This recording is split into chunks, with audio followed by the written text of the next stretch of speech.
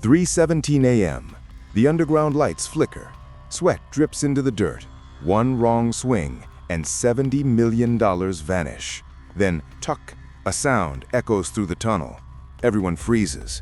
For a second, no one breathes. Dust falls from the ceiling. The sound dies. Then, slowly, a smile spreads across the leader's face. "We're in," he whispers. 6 months earlier, nobody would have believed that a group of so-called gardeners would pull off one of the most sophisticated robberies in history. In January 2005, a landscaping company called Grama Natural appeared in Fortaleza, Brazil. The workers showed up every day in green uniforms, unloading bags of soil, shovels, and plants from a small white truck. They chatted with neighbors, waved to passers-by, and even paid their rent on time. To everyone around, they were just another group of men trying to make an honest living. But what no one knew was that beneath their feet, they were building something that would shake the country.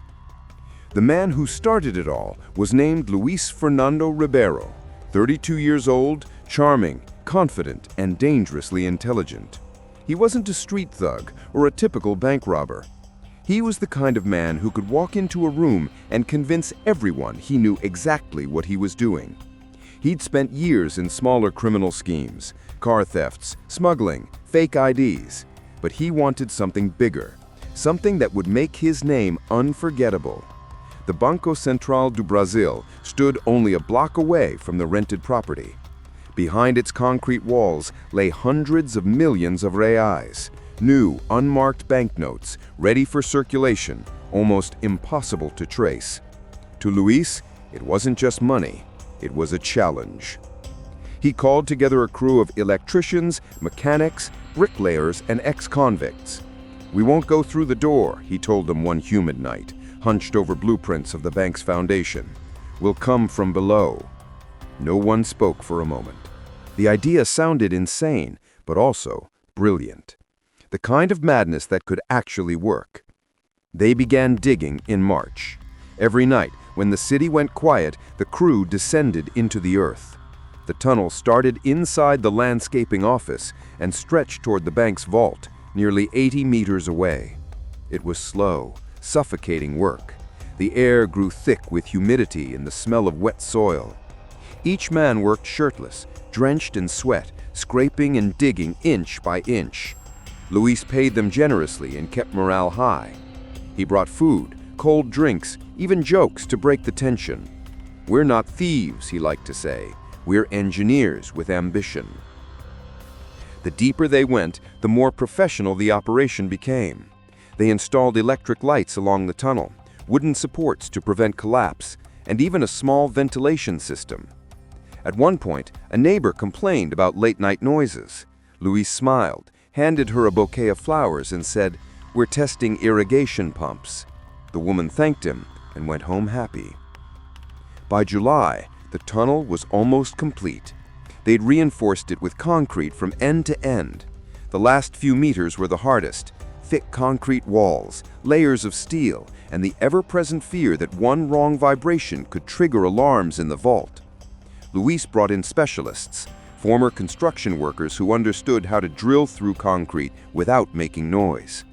They worked in silence, sometimes for hours without speaking. They could hear their own heartbeats. Then came that night, August 5th, 2005, Friday bleeding into Saturday. The city above them was asleep. Inside the tunnel, 12 men crouched in the dim glow of work lamps. Luis looked at his watch. "Now," he said. The first drill pressed against the wall. The noise was soft, almost delicate. Dust floated in the air. 3 hours later, the bit broke through. A burst of cold, metallic air hit them. They had reached the vault. No one cheered. No one dared to. They stepped inside quietly, their flashlights sweeping over the room. There were no guards, no lasers, no alarms. Just rows of stacked money, bound in plastic and labeled in neat handwriting. Banco Central. Luis's breath caught in his throat. It wasn't gold or jewels, but to him it looked even better. Pure, untraceable cash. He took one bundle, flipped through the bills and whispered, It's real. They moved fast. For hours, they passed the money in a human chain back through the tunnel. Each bag weighed nearly 40 kilograms, filled with 50 real notes. Their arms burned, their backs ached, but they didn't stop. They worked like machines. By dawn, more than 3 tons of cash had vanished from the vault. Luis sealed the entrance behind them. When the sun rose over Fortaleza, the men were already gone. No gunfire, no alarms, no witnesses. 2 days later, on Monday morning, a bank manager unlocked the vault and froze.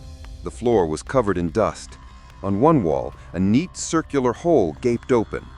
At first, he thought it was some kind of maintenance work, until he looked around. The shelves were empty. The money, 160 million reais, roughly $70 million, was gone. It took him nearly a minute to find his voice. "Call the police," he whispered. When investigators arrived, they couldn't believe what they saw. The tunnel was perfect, smooth, reinforced, straight as an arrow. It had electricity, lighting, and ventilation. It looked more like a civil engineering project than a crime scene. "This wasn't a robbery," one officer muttered. "This was a construction project." The story exploded across Brazil. Newspapers called it O Roubo do Século, the robbery of the century. The federal police launched a massive investigation. Reporters camped outside the bank. TV helicopters hovered over the city, filming the tunnel entrance. People couldn't stop talking about it. How could anyone dig a tunnel under a major bank without being noticed? How could they steal that much money without triggering a single alarm? Inside the fake landscaping office, police found coffee mugs, chairs, notebooks, and a time clock on the wall. It looked like the workers had left in a hurry.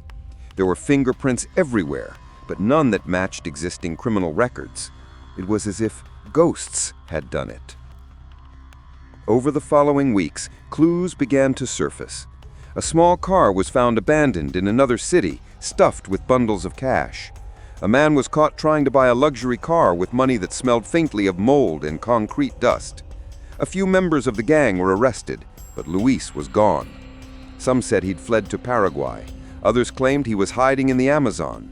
For months, he seemed to vanish completely. Then, greed began to destroy the group from within. One of the robbers, Raimundo Laurindo da Silva, was kidnapped and murdered by his own associates fighting over the money. That killing cracked the case open. Investigators traced phone calls, vehicles, and banknotes that had begun to reappear in circulation. One by one, arrests followed. By the end of the year, more than 30 people were behind bars. But of the $70 million, less than $10 million was ever recovered. 93% of the loot simply disappeared. The public was both horrified and fascinated. On talk shows, people debated whether the robbers were criminals or geniuses. They didn't hurt anyone, one radio host argued. They just outsmarted the system. Police officers didn't see it that way. One investigator years later said, "They didn't just steal money. They stole our trust." Time passed. Some of the captured men were released after serving short sentences. Others vanished again, leaving behind only rumors. A few died violently, victims of disputes over the remaining cash. Luis himself was eventually arrested in 2008, but by then, the money was long gone. During questioning, he refused to say where it went. "If you were smart enough to dig the tunnel, you were smart enough to hide the money," a detective told him. Luis just smiled. Maybe he was proud of what he had created. Because the Banco Central heist wasn't just the robbery. It was a statement, a challenge to the system, a demonstration of how fragile security really is when faced with patience and precision. For 6 months, a group of men dug in silence beneath a city that never noticed them. When they finally broke through, they didn't just take money. They took control of history, if only for a night. And that night, when the lights flickered underground and the air grew still, Luis whispered one last command before disappearing into the darkness. "Seal it. Leave no trace." By sunrise, the earth had swallowed their footprints, the tunnel closed behind them, and $70 million had vanished forever.